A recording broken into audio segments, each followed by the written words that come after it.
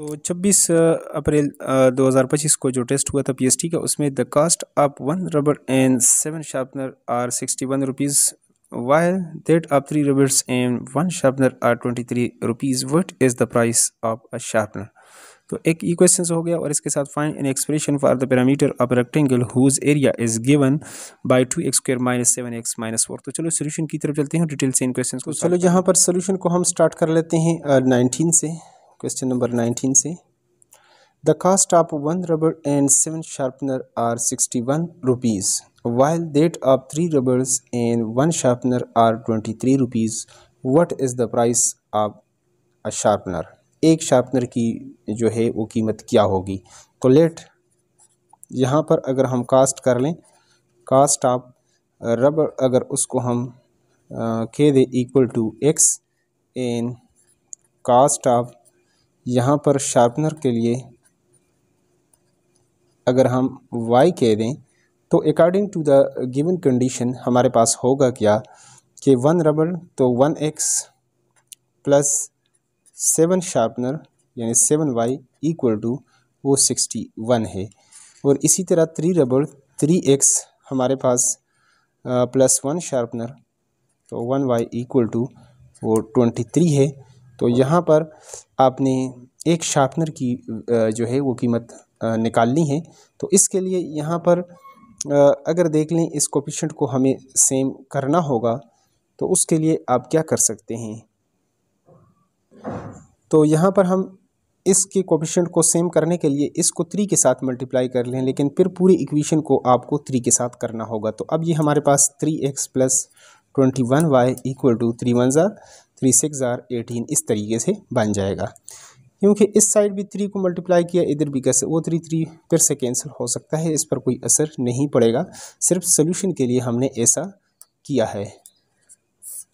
Plus minus अब इसको आप सब्ट्रैक्ट कर लें, ये कैंसिल, तो यहाँ से ये 20y इक्वल टू यहाँ पर 0 और यहाँ पर ये आपके पास हो जाएगा 6 और यहाँ पर 160 20y इक्वल टू 160। 0 को 0 के साथ कैंसिल कर सकते हैं या y equal to 160 divided by 20।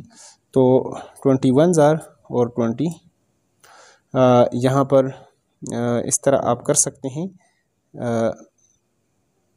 2 8 jar 16 और 0 को 0 के साथ अगर आप कैंसिल कर लें तो ये आपके पास इक्वल टू 8 आ जाएगा। मतलब 160 है डिवाइडेड बाई 20, 2 1 जार और 2 8 जार, y इक्वल टू 8। तो एक शार्पनर की जो कीमत आपने निकाली वो आप निकाल चुके हैं। यहाँ पर cost of 1 sharpener equal to y equal to क्या आ गया हमारे पास, यहाँ पर इसकी वैल्यू 8। यहाँ पर आप यहाँ पर देख सकते हैं कि ऑप्शन सी में ये आपके पास मौजूद है इसका सोल्यूशन और यही इसका सोल्यूशन है। नेक्स्ट वन अगले की तरफ चलते हैं। यहाँ पर क्वेश्चन नंबर 20 के अंदर find an expression for the parameter of a rectangle whose area is given by this. यहाँ पर ये इसका जो है वो गिवन है, क्वाड्रेटिक इक्वेशन दिया है कि ये एरिया ऑफ द रेक्टेंगल है। फॉर एग्जांपल ये एक रेक्टेंगल है और इसका एरिया आपके पास जो है वो 2x² - 7x प्लस -4 है। तो इसको आप कैसे निकालेंगे। यहाँ पर area of the rectangle equal to length multiply by breadth. और एरिया आपके पास एरिया ऑफ रेक्टेंगल आपके पास क्या आ रहा है 2x² - 7x - 4 यहाँ पर ये आ रहा है। इसकी हम क्या कर लेते हैं फैक्टराइजेशन कर लेते।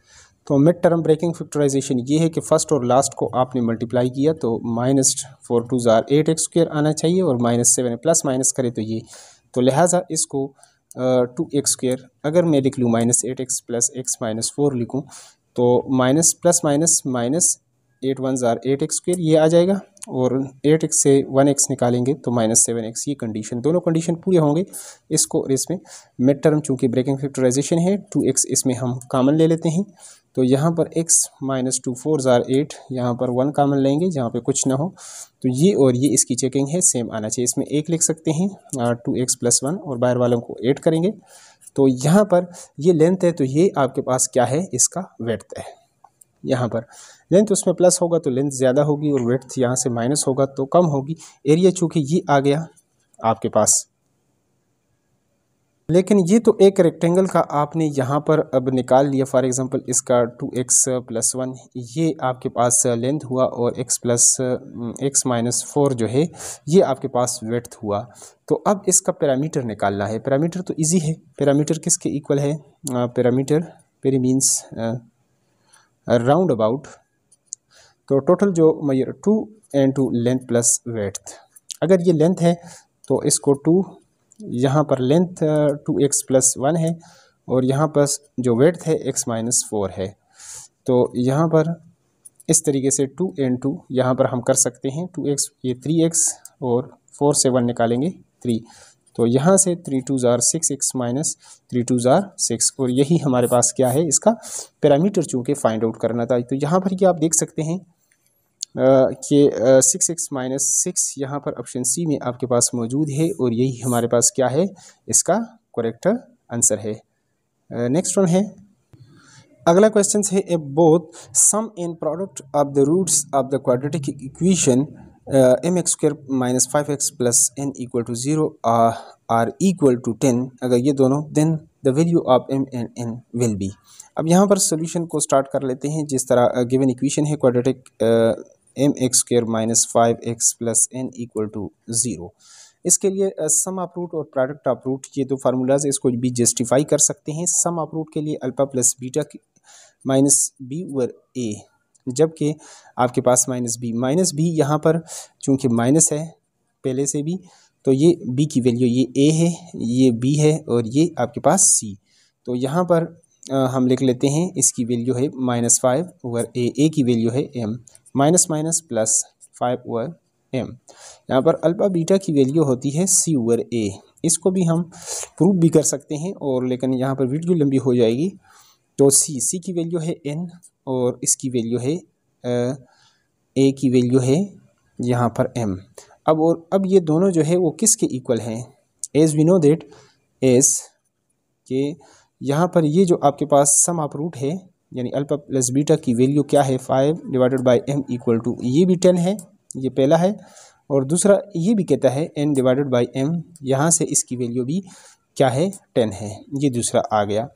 यहाँ से अगर m की वैल्यू हम निकालना चाहें, m ये आ जाएगा है, यहाँ से अगर हम कहेंगे तो m इस साइड चला जाएगा, 10 इसके नीचे, यानी m = 5 / 10 = 1/2।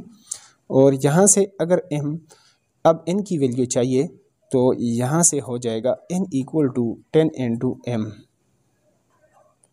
तो m की वैल्यू हम इसमें पुट कर लेते हैं, n = 10 × इसकी 1/2, 2 1 2 5, तो इसकी वैल्यू है 5।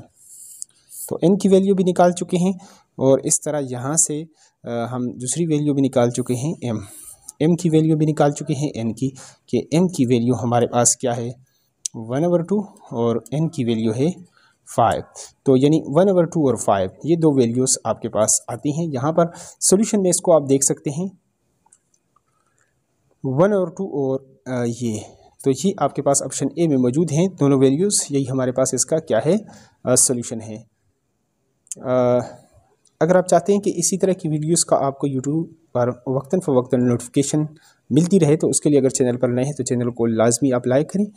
और किसी क्वेश्चंस में अगर कोई फ़र्क कहीं पर अगर आपको नज़र आ जाए तो कमेंट बॉक्स में अपनी राय का इज़हार लाजमी किया करें। Thanks for watching.